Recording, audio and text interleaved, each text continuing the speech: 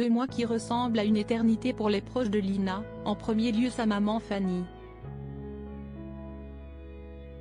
L'adolescente disparue du Bas-Rhin fait l'objet d'intenses fouilles, l'entourage et des anonymes cherchent également de leur côté, tandis que les autorités poursuivent leur travail.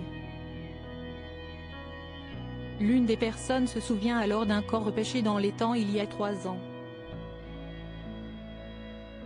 Parmi les innombrables et tragiques faits divers qui ont lieu en France, plusieurs affaires connaissent un retentissement médiatique important.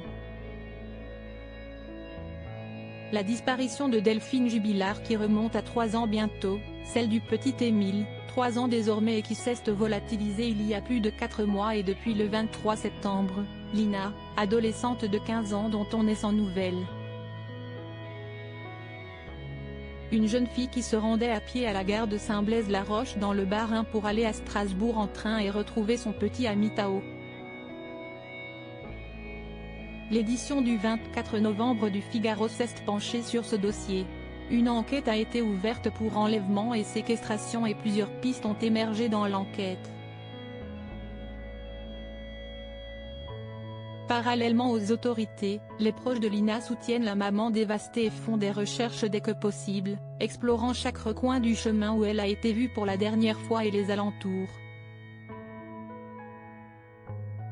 Un corps a déjà été repêché dans l'étang du Coucou, au nord de la Plaine, commune où habite Lina, note de la rédaction, confie une amie de Lina au Figaro. Elle fait référence à une macabre découverte datant de 2000, une valise renfermant un tronc de femme, une Tchèque d'une trentaine d'années, avait été sortie de l'eau. L'entourage de l'ado et d'autres bénévoles touchés par cette histoire espèrent trouver un indice, un bijou, un tissu, une chaussure, un bracelet. Refusant d'abandonner Fanny, maman dévastée. Les derniers instants de Lina. Ce que l'on sait de façon sûre depuis la fin du mois de septembre, si est que Lina, habillée d'une robe grise et d'une doudoune blanche, allait à pied du domicile de sa mère à Plaine vers la gare, située à 3 km, pour prendre le TER de 12h03 direction Strasbourg.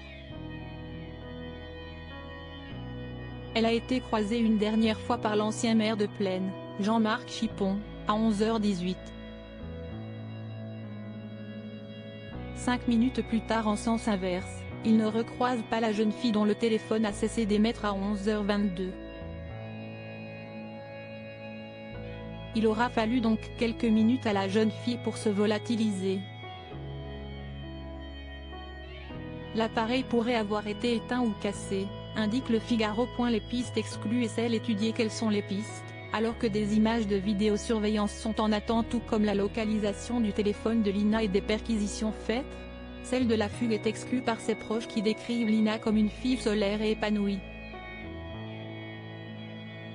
L'axe de la chaussée aussi, car aucune trace n'a été relevée.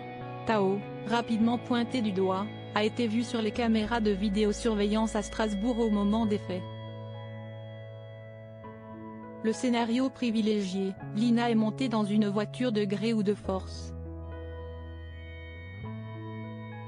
Un homme assure l'avoir repérée, sereine, dans un véhicule vers 11h30 le jour fatidique, tandis qu'un autre a fait savoir qu'un rôdeur avait suivi sa propre fille quelques jours avant. Un professeur de musique et un homme fraîchement sorti de prison après une peine pour agression sexuelle, ont été longuement interrogés par la police.